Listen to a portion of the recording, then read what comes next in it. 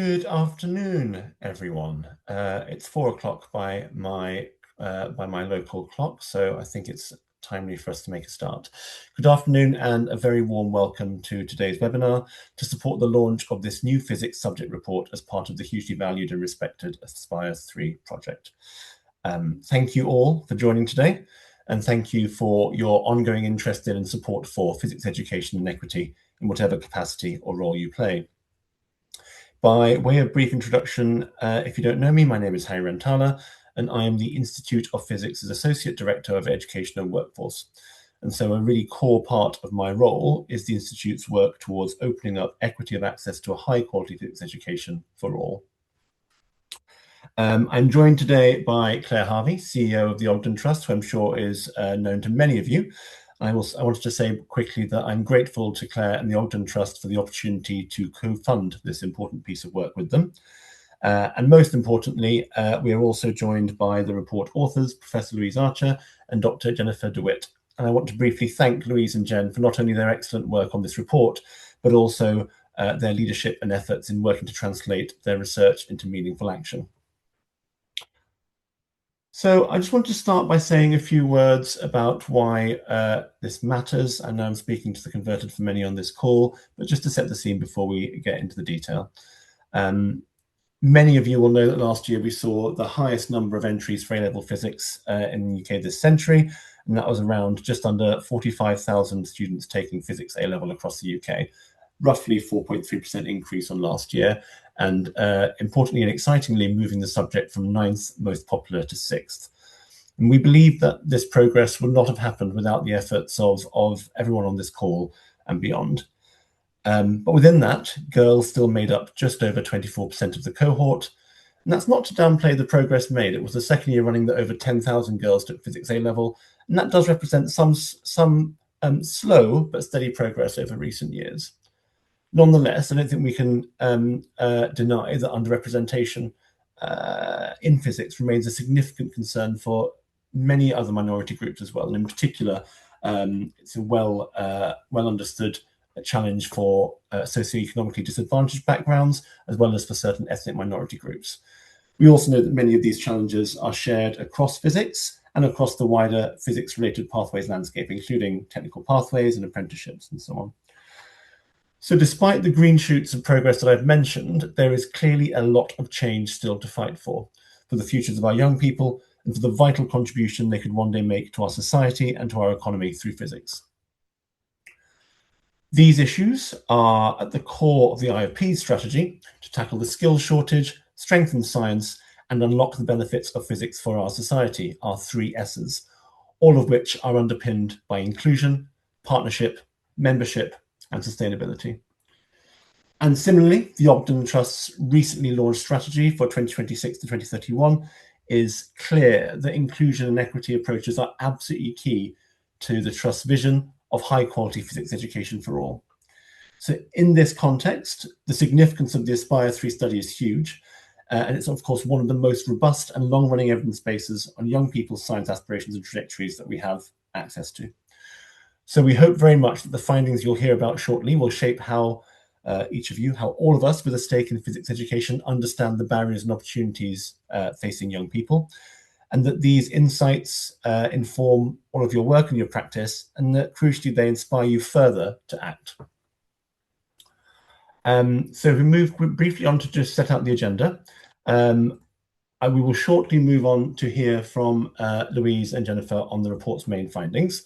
And then after that, we will hear first from Clare, and then a bit from me on our reflections around what this means for our organisations and our work. Following that, Clare will chair a Q&A session where we would encourage you to share your questions and any reflections via the Q&A function as well, especially around the implications for your own work and the barriers to realising the recommendations called for in this report. So with that being said, let me introduce the report author team properly before I hand over.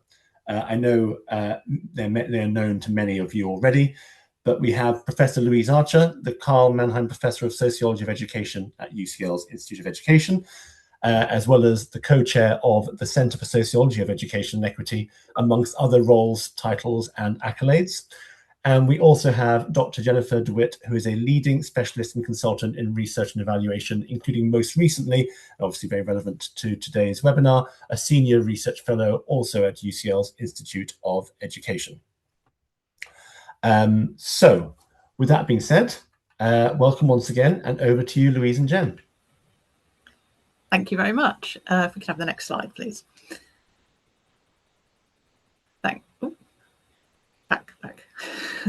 Back to the one with the pencils on it. That's it. Thank you. Oh. Okay, so we're delighted to be able to share this work that comes from the 3 tranches of the Aspires project that was co-funded by the Economic and Social Research Council with the support of, as you can see there, all our wonderful other partner organisations. So we began in 2009 and we've tracked a cohort of young people from age 10 up to 22 using mixed methods, so surveys and longitudinal interviews with young people and their parents and carers across 6 data collection points. So if we have the next slide, just to give you a sense, I know many of you know this already.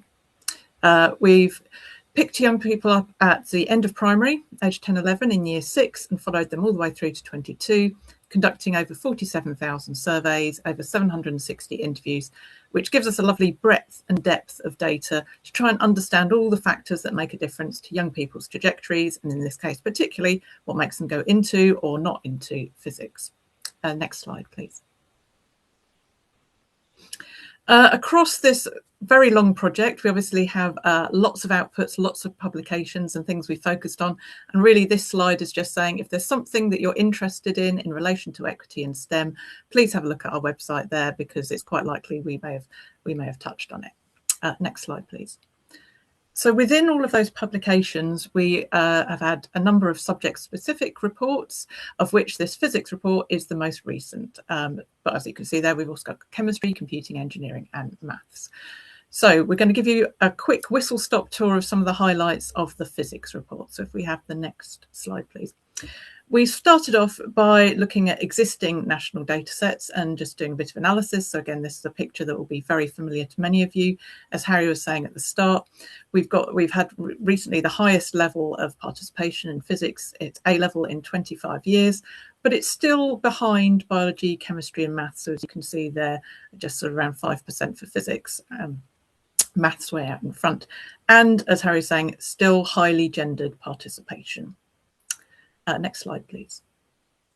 So at degree level, again, we see that physics is somewhat behind some of the other areas in some respects, and that, again, participation remains heavily male dominated. In 2020-21, around 24.4%. Next slide, please. Generally, when we look at who takes a physics degree, we see that physics students are a little more socially privileged or advantaged compared to other STEM and non-STEM students. So if we have the next slide, as we were saying, obviously, we know that in terms of gender, that's where physics sits there. If we have the next slide. In terms of race and ethnicity, you can see here the sort of pinky colour, pinky grey colour is white students. Physics has a higher proportion of white students compared with other STEM areas and compared to the STEM and non-STEM average. And if we have the next slide, thank you. Also, in terms of this is indices of multiple deprivation, we can see that physics is over-recruiting from the most advantaged quintiles. Those are the 2 stacked at the bottom, and it's under-recruiting from the 2 most deprived quintiles, the 2 stacked at the top. And if we have the next slide. However, physics does have the lowest non-completion rate compared to other STEM subjects. So just as an example, only around 4.2 of students when we did our calculations were not completing their courses, and it was around double that in computing. So I'm now going to hand over to Jen to give insights from the primary data collection from the young people. Thanks very much. And so one of the advantages to a study like Aspires is that you can really look back to see how we got here, how we got to where we are, starting with the university courses. So looking at aspirations from years 9, which is when we started asking about the separate sciences, through 13 when they're actually doing it, aspirations to take and then do physics post 16 were consistently lower for physics than for biology, chemistry, and maths. And you can see, for example, in year 9, the proportion of students aspiring to continue with the various subjects was around just over a quarter for physics, which was clearly lower than biology and chemistry and a lot lower than for maths. And moreover, aspirations to physics are declining with age. Next slide, please.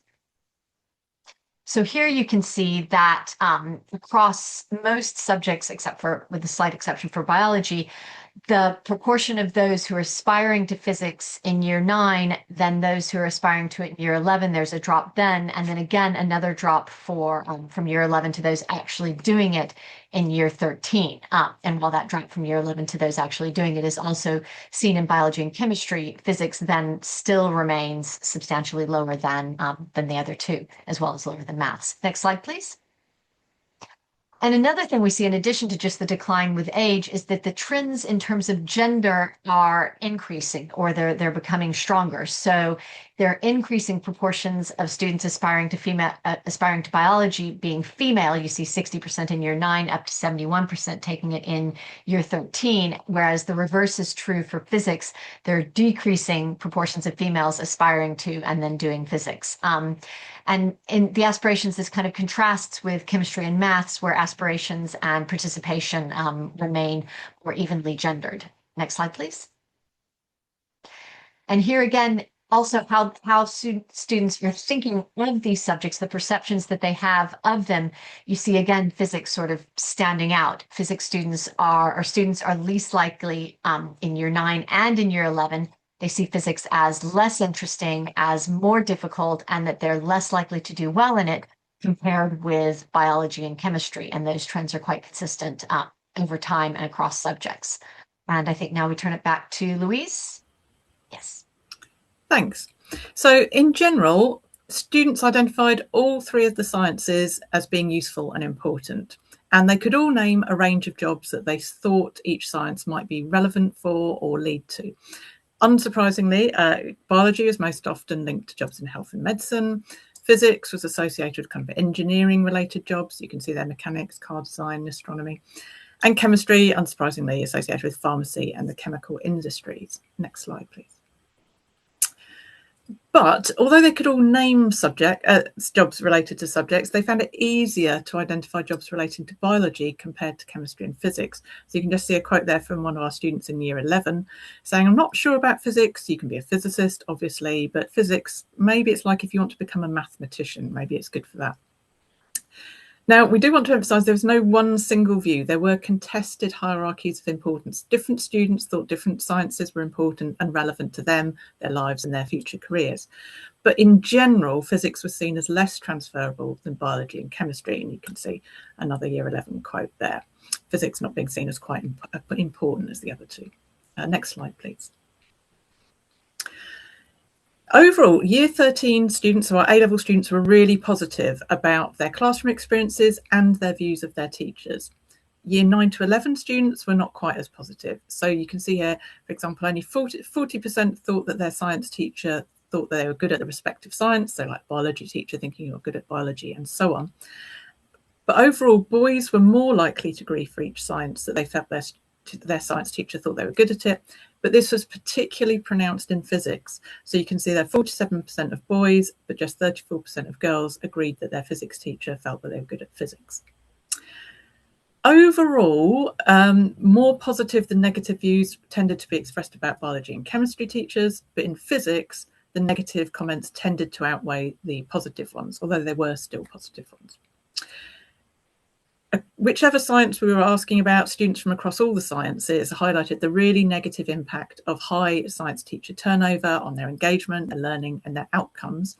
So it was the same for all sciences, but it was particularly notable in physics, tying in perhaps with what we know about the issues in physics teacher recruitment and retention. Overall, students expressed broadly similar views about what they thought the impact of what they called a good versus a bad teacher was. And of course, good teachers were associated with positive outcomes.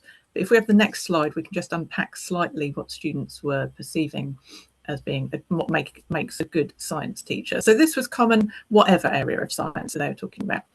Being engaged, interactive and enthusiastic, so not being didactic, not boring, not doing what I'm doing, reading off a PowerPoint, being able and willing to explain the science content, not being stereotypical and prejudiced, which we think is interesting that was specifically raised, not being too strict or too lax, being competent. You can see a quote there of a student who felt that their teacher told them that they didn't want to teach a particular area of physics because it was boring and they didn't understand it, and so on. And not just teaching to the test, so giving that joy and inspiration, teaching around the subject wherever possible. Next slide, please. Over to Jen. Excuse me, thanks. So we also looked at how students were perceiving scientists. And there were some really interesting trends that we think may kind of be influencing or likely to be influencing their aspirations. And we were able to look at this over time, over all iterations of the survey. And overall, the physics A-level students expressed the most stereotypical views of scientists. They were more likely than students in other categories, however we slice them and dice them, to agree that scientists are brainy, odd, geeks, and male.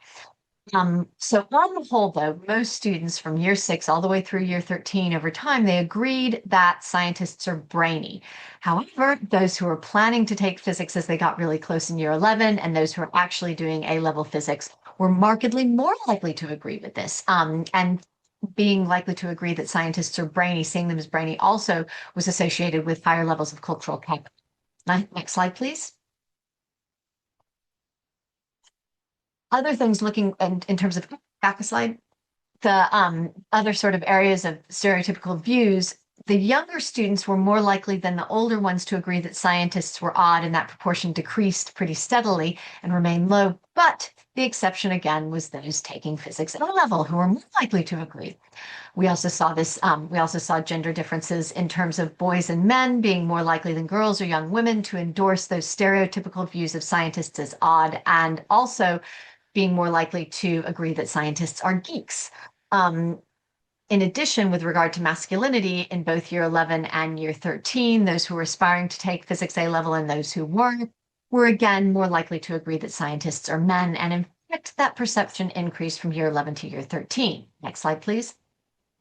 So laying it all out, you can see the way that those who are planning on taking physics when they're in year 11 and those who are taking physics in A-level really stand out from all those other categories in terms of agreeing with the stereotypical views of scientists. And I will turn it back over to Louise at this point. Oh, no, I won't. Degree experiences. I'm so sorry. Anyway, the finally, once they get there and sort of what happens once they're there and once they're there on their courses, again, we see some differences. And this data was from Aspires 3. And generally, more students who are from chemistry, biology, or engineering, they tended to find they were more likely to find their courses interesting than those doing physics or computing or maths. However, and in contrast with A-level, under half of all of these students were agreeing that their degree was interesting. They weren't finding it so interesting that really contrasted with the experiences that they would have had on A-level.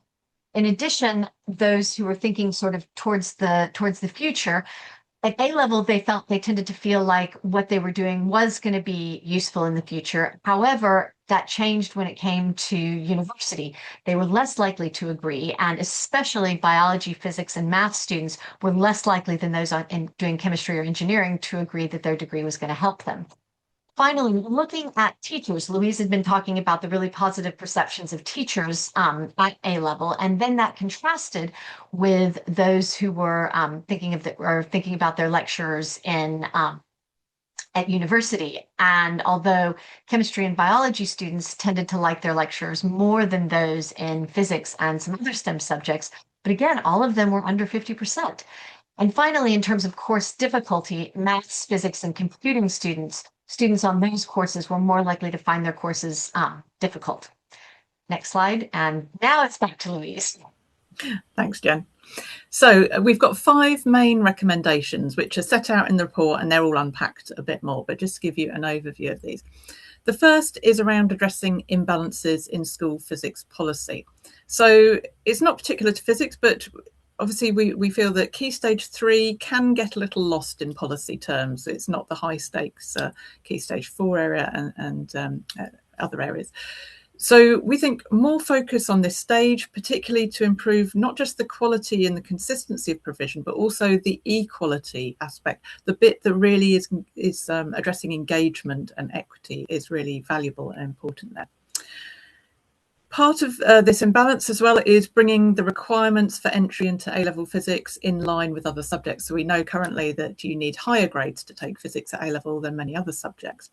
This, of course, is driven by bullet point 3, the grade severity that we know there is in A-level physics in terms of how it's marked very hard with low grade boundaries. And these things matter in terms of those perceptions of the subject as hard and their practices that weed out lots of students. So we think to increase participation in physics, we need to address these issues. The fourth one was raised by many young people in the study, the jumps in complexity of physics content. Hopefully this is something that can be addressed through the curriculum and assessment and review work that's going to happen. And we've argued it for a long time, but really the impact of double triple science, having these dual qualification routes, is really problematic for increasing and widening participation. We recognise that advice hasn't been taken in the curriculum assessment review, but we would still like to keep it on the agenda for discussion and thinking about going forward. Next slide. The second area is around preparing and supporting teachers of physics. So in line with the excellent IOP report on the 3 R's, we support those recommendations, and we agree that we need to do more to support science teachers, but particularly physics teachers, to have not just high quality professional development in relation to subject expertise, but also really crucially in relation to equity. If we don't do this, then we're not going to address the engagement issues that are happening, because it's not just about understanding. We would really love to work with school leaders around fostering inclusive cultures and ethoses that support teacher communities of practice and really help, again, get access to that meaningful professional development and support leadership development for physics teachers. Next slide. The third area is, you won't be surprised, around developing and embedding equitable school physics practice. So we really welcome the government's the proposals to reduce the volume of content in the curriculum through the curriculum and assessment review. We think this will be helpful for giving teachers and students more time to develop that engagement. We would also love for equity issues to be actually really foregrounded and made a core stream within the initial teacher training and early career framework. It's not explicitly there as a pillar currently.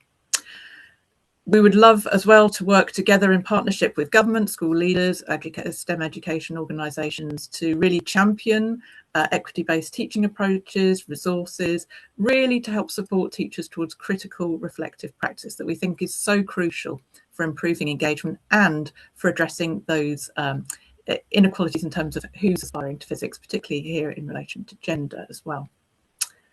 Next slide, please. Our fourth area is around, again, joining calls to strengthen school career support in physics, making sure that anyone who's got responsibility in terms of careers, information, education, advice and guidance, that they've really got access to high quality support and resources, and also how to embed that key messaging around the transferability of physics. So to challenge some of those perceptions we were seeing in the report around young people's quite narrow views of what physics leads to. So really supporting teachers and schools to value physics for life, for work, for active citizenship, and to develop those physics-specific responses for the Gatsby benchmarks. And last slide, number 5. Thank you, is around improving equity, retention and belonging in physics. So these particularly focusing at the HE level. So taking on board some of those findings from the sort of lower levels of engagement there. Really, again, supporting departments, working with professional societies to champion and embed this culture of equity, inclusion, and we would say crucially allyship. So there is already work in the sector, for example, around supporting women in physics, which is great and important. But if we're going to really change cultures, we need allyship. We need equity to be everybody's responsibility, something that everyone has a stake in. And also helping physics departments. We think it would be great to be able to strategically connect with physics education research that may be happening outside of their department to really bring in that breadth of understanding around what STEM equity requires and involves. So I shall hand over now. Thank you.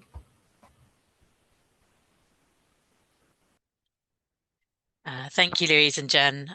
It's great to have that summary, and obviously it's a very rich report. We do encourage you to read the whole thing and go through it. It's always hard to select out pieces for a presentation that will fit within a time slot that's not several days.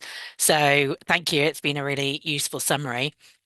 Hari and I are briefly going to share some reflections from an Ogden Trust and IOP perspective, but we do encourage you to share your thoughts and any questions you may have as well. The Q&A function is open, so please do add any questions that you have or any particular reflections that you would like to share on the work. So as many of you, sorry, I keep double clicking. As many of you will know, I'm Clare. I'm the Chief Executive of the Ogden Trust, and we are a charity that supports the teaching and learning of physics in England in particular. And so our mission is to ensure a high quality physics education for every young person. And so going through the report, I think three kind of particular themes that we drew out that related to our mission. So one is this challenge that it starts very early, and obviously we've known some of that for longer from some of the earlier Aspires reports. But as we are able to see in the charts Jen shows of how that progression works, that early piece in year 9 about it not falling behind physics and chemistry and biology and those sections obviously comes through Key Stage 2 and Key Stage 3, and then is really the start of that decline in interest and slower progression. And so trying to get that work early in primary, in early Key Stage 3, so that we can make a difference in that. Unsurprisingly, given our focus as the Ogden Trust on supporting teachers and the education system, the focus around that is the teachers. And so the emphasis that was drawn out on the importance of good science teachers, and I think it was really interesting to see what students defined as good and how they see that. And I think it was perhaps more reflective than I had anticipated that students might be on what they see as good in teaching. And we know the nature of the recruitment and retention challenges on physics. This is obviously a space where Ogden is doing a lot, delivering the subject knowledge for physics teaching program in England, in partnership with STEM Learning, supported by the Department for Education, as well as a number of other programs, particularly around early career support and coaching. But the Institute of Physics 3R's report that Louise referenced, and I'm sure Hari will talk more about, has 25 recommendations. So there are a lot of things that need to be done. And so how we can pull together as a sector to look at that and try and really improve the opportunity for all young people to have access to a good science teacher, and specifically in this case, a good physics teacher, whether they were originally a physics teacher or not, to be able to go through. And I think the fourth recommendation about careers was also interesting to me, because we know careers education has been a struggle in schools. And what we've seen from some of the other reports is that the trusted adults that young people go to is not necessarily the careers advisor. So the work of that careers advisor and their knowledge of physics careers can be challenging, but also often the students will put more weight in their physics teacher. And if that teacher doesn't have the knowledge, isn't a specialist, how all of that sits together as well.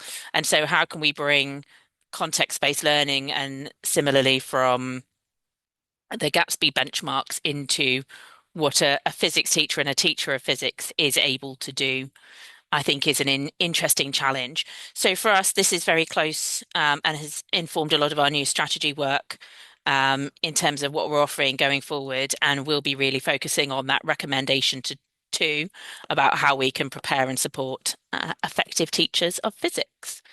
So I will hand over to Hari. Brilliant. Thank you very much. Hope I'm coming through okay. So just a few reflections from me then, and my thanks also, Louise and Jen, for that canter through. And it is obviously necessarily a canter through, so I'm sure people will be keen and chomping at the bit to get at the full report. At a fundamental level, I think the first thing I want to say, it's a slightly obvious point, but I think it's a really important one. I think we should be heartened that in some ways the report reinforces and strengthens the case for a lot of what certainly IOP does, but for what a lot of people on this call actually do, what they focus on. I don't think it's telling us that actually at a fundamental level, we are focusing on fundamentally the wrong issues. And so there's kind of recurring themes of the focus on the importance of issues around identity, around belonging, around perceptions of physics as critical barriers, and the need to address those are absolutely at the heart of a lot of our work, as is, of course, the vital role of good teaching, both in terms of teachers, in terms of specialist teaching, but also in terms of teachers being supported to be the best they possibly can be. So that's a really strong place to start from. And I guess from there, I just want to pick up a few key threads in a bit more detail. But before I get into some of that, I did want to just frame what I'm about to say briefly, and just kind of note that our work at IOP to help drive the change needed in these areas, it's helpful to look. I find it helpful to look at it through a dual set of kind of complementary lenses. Kind of what can we as IOP do with our own resources, with the reach we have into the community, and where are there really important opportunities for us to work with and through partners, so that we need to be far greater than the sum of our individual parts. And that kind of harks back to my in my opening remarks, I talked about partnership being one of the underpinning principles of our strategy, alongside inclusion, and that being woven through everything that we do. And the second really important piece, and this is where some of the recommendations come into play more fully, is we need to ask ourselves where we can maximize impact through advocating for the changes that we need, working with people to shape the system and the conditions as a whole. That is partly about government policy, but it's also about the other decision makers in schools, colleges, NHE, and so on. So the reason I just wanted to labour that point is because it is the effort of many, not the few. And for IOP, it's really important for us to both be building those coalitions of the willing, but also to actually be part of those coalitions of the willing who can stand behind shared calls for action. And so what would be really interesting and helpful to come through in the Q&A and the chat is sort of reflections on, how people can support the change needed and where there are opportunities to work together. So with that framing said, there are three key themes I wanted to pick up. Firstly, addressing misconceptions about physics not being for me. I'm sure many on this call will be familiar with our flagship Limitless program that's been working to address some of the key barriers to young people pursuing physics post-16, especially those from underrepresented groups. And that sort of under that umbrella, complementing this, our public engagement work that specifically seeks to challenge stereotypes and build belonging, especially through community-based programs and through representation-rich activities.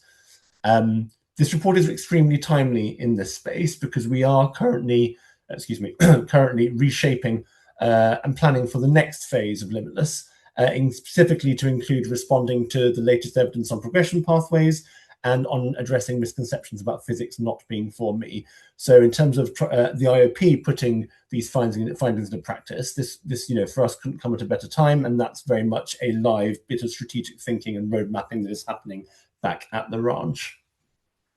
The second theme is around advocating for and supporting physics teaching in schools and colleges, an area obviously we work very closely with we're really thrilled to be working very closely with the Ogden on, and also with many partners on this call from a quick skim over the participant list I had earlier. It's already been talked about at some length. For us, a major focus and an area we can contribute in this area is around the teacher shortage, and especially grounding it in the kind of equity context. It's the serious knock-on implications it has in particular for socioeconomically disadvantaged students. So the 3 R's report has been championed a couple of times. I'll add mine briefly to that. If you haven't come across it, I would commend it. Just Google IOP in 3 R's, or when I've stopped talking, I might pop a link in the chat somehow. And I will just also say that report is the England report. There'll be similar thinking forthcoming for the other devolved nations in the UK, and of course Ireland, which is the IOP's kind of core home countries. Again, many of you in the call will be aware that we've undertaken a lot of work thinking about equity and inclusion in the context of teaching and in the context of curriculum development. And I think the key message there is that we're always looking for opportunities to share that. Most of it's published, but also to build on this with potential partners. And we're engaged with a number of initiatives where we can share and build on that thinking. And we have a support offer that complements this, working with schools and teachers via our online CPD, via our online resources, and particularly, again, focusing and grounding this in the inclusion and equity agenda. There's a lot of stuff on there around encouraging more identity-affirming teaching practices, and so on.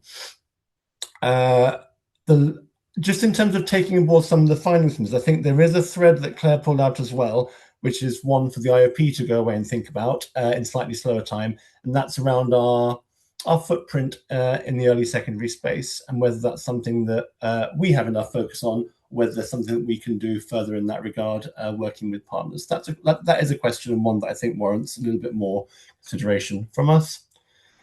And the third prong is around working with HE, and the two things that are very pertinent here, and I think are worth just sharing a few words on. Firstly, and they are interconnected, firstly, our Physics Inclusion Award. It's a really important, I'm sure many of you are aware of it, it's a really important mechanism that we already have in place to improve belonging, representation, and student experience in HE, in all areas as far as 3 highlights enduring challenges. And also our degree accreditation of physics degrees and recognition of interdisciplinary and combined science degrees. They're really important parts of our support for higher education. And the insights that we've talked about today, and they're explained in more detail in the full report, will and are feeding into ongoing work on inclusive degree accreditation standards. And that has important implications for how we collaborate with higher education institutions to address some of the persistent perception issues around physics degrees. And some of the other messages that came through. So, really welcome report from our perspective. We welcome the clarity on the issues, the clarity of the team's recommendations, and I think the most important message, I suppose, is that as IOP, we are committed to playing our part with partners in helping support and drive the change that's needed. It's an opportunity for us to build on the good work that's already happening, to ensure we build these insights into some of the refreshers of our work that's going on, whether that's Limitless, whether that's our public engagement work, or the work we do on equity in teaching practice. So my last comment is going to be to invite you on this webinar to consider where there are opportunities for us to collectively work together, to collectively advocate with a shared voice and purpose for the changes that this report so clearly sets out.